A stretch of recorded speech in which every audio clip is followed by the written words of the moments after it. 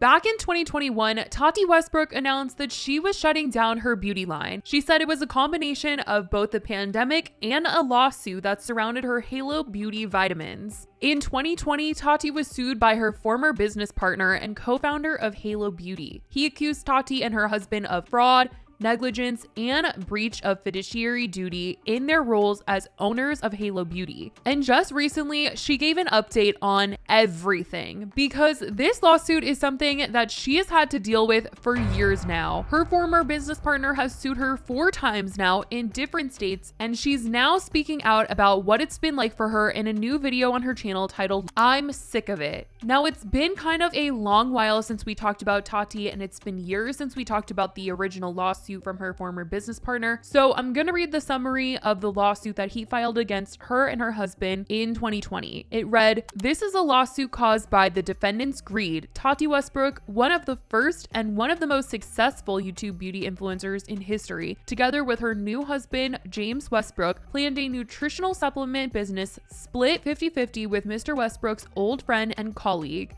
Before the business got off the ground, the Westbrooks, unhappy with owning only 50%, approached their business partner and sold him on a deal, give them 2/3 of the business, and in exchange, the Westbrooks would commit to use Halo Beauty as Miss Westbrook's umbrella brand for all her beauty launches. Cosmetics, skincare, fragrance, all of Tati Westbrook's beauty products. Mr. agreed to these terms. Halo Beauty's first product launch was a great success. As a result, Miss Westbrook became virtually overnight a proven, highly profitable product promoter. The Westbrooks made millions of dollars in distributions on the 16.66% of the business that Mr. gave them. With great momentum and significant sales, Mr. and Halo Beauty set out to launch additional products. The Westbrooks, however, got greedy. Instead of honoring their agreement with Mr. and honoring their fiduciary duties to Halo Beauty, the Westbrooks cut a separate deal to launch a cosmetic product, a color palette without Mr.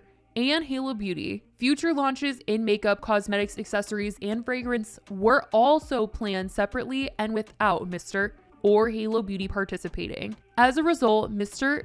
and Halo Beauty have been robbed of the benefits of the agreement with the Westbrooks, and the Westbrooks continue to profit from an agreement they never honored. So basically, this business partner was upset because he was saying that Tati had agreed to have everything she ever did under Halo Beauty. So if she ever came out with a palette, fragrance, all of that stuff would have to be under Halo Beauty. He alleged that was their agreement in his lawsuit and why he was suing, because he felt like he had missed out on a profit because Tati had created a makeup palette and it was under Tati Beauty and not Halo Beauty. Tati's response to the lawsuit at the time claimed that this former business partner of hers was supposed to be all in on Halo Beauty, and that just wasn't the case. And he had made several false claims to them, one being that he was a millionaire and had tons of resources and said that he could build out Halo to become $1 billion brand. They claimed that in the beginning of Halo Beauty, he was also very unproductive despite promises that he made to them. This is all alleged, obviously. They had said that later on, the business partner was about to have a child. There were some other things going on in his life. And so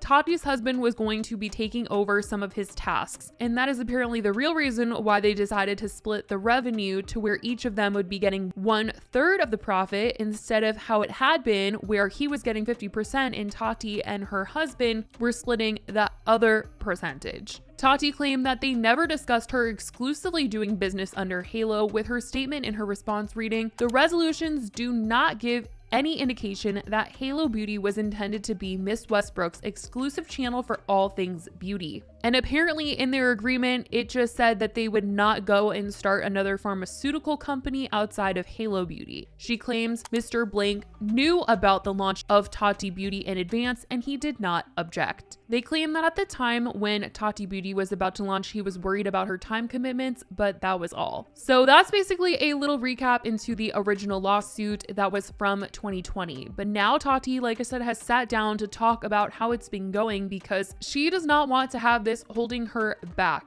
She said that she has felt silenced all these years because this is not the first lawsuit that she has received from him. She has received multiple, and this is an ongoing situation.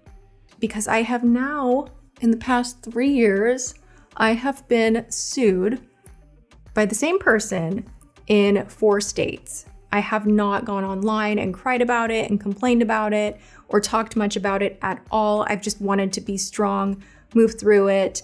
And here we are about 3 years later, and it's just been this ongoing, never ending, if I move, I get my hand slapped kind of a feel.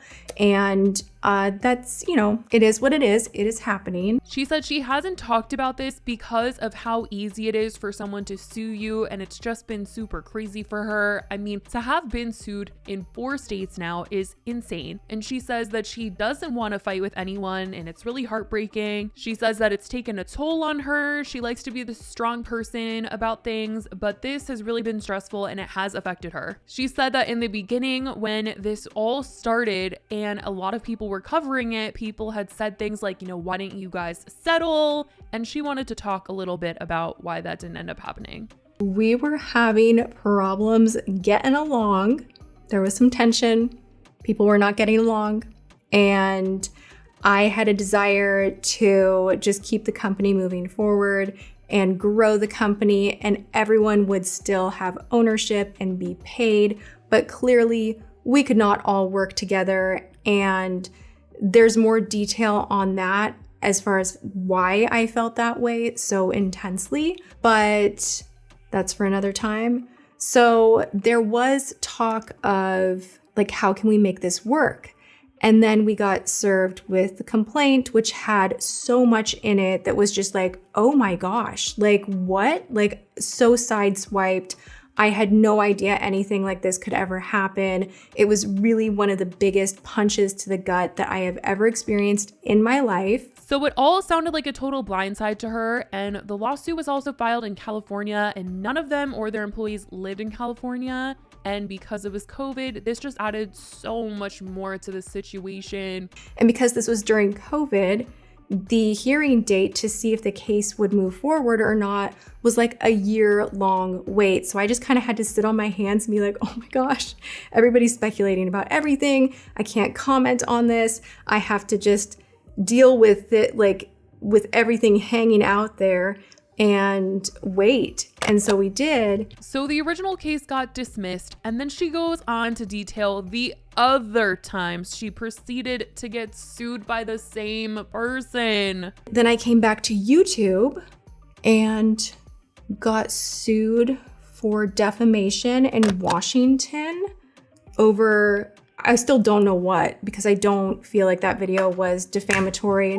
Anyway, moving on. Now we're doing the case in Nevada. There was a blip where we got sued, same person, in Texas as well, won that. Now we're in Nevada and things are finally moving forward and we have a trial date and I feel really, really good about it. I am ready to be in a new chapter. This whole thing just sounds like a total mess. And she talks about how stressful it's been for her. She hasn't been able to really think about anything else with all of this going on, which is so understandable because this is so stressful to constantly get hit with lawsuits time and time again, and for the last couple of years. And she says that her life has felt like it's been put on hold because of it all. She also said that when she was posting this video, she was already going to have been in Vegas in court getting questioned about all of this. So by the time you're watching this video now, this recent lawsuit should have already been behind her. And she said that one thing that she's excited for once they are out of this trial is that she doesn't have to worry about her every move being watched and potentially twisted and used against her in some way. She felt like she had been off in her videos because of the fact that she's been having all of this on her mind all the time, and she's trying not to be bitter about it either. She said she's learned to let a lot of things go, but there is still a part of her that is scared to really say more than she is right now about everything, just in fear of another lawsuit. There's gonna have to be more healing here for me because this was a really nasty event, and I still don't feel free to really talk about it in full because there's this fear that I'll get another lawsuit that I'll have to spend a ton of money on defending. And you can say, oh gosh, that's not fair, and yeah, it's not, but it can happen. So hopefully this is the last time that she's going to have to deal with this guy and get hit with a lawsuit, because I cannot imagine getting hit with it not once, but 4 freaking times. And the fact that it had her so on edge and feeling different in her videos, hopefully this can all be put behind her, because I just can't even imagine. But this is what Tati has had to say about everything. Let me know what you guys think about all of this, and if you guys have kept up with Tati and what has been going on in the comments. I love you guys so much, and I will talk to you in the next video. Bye, guys.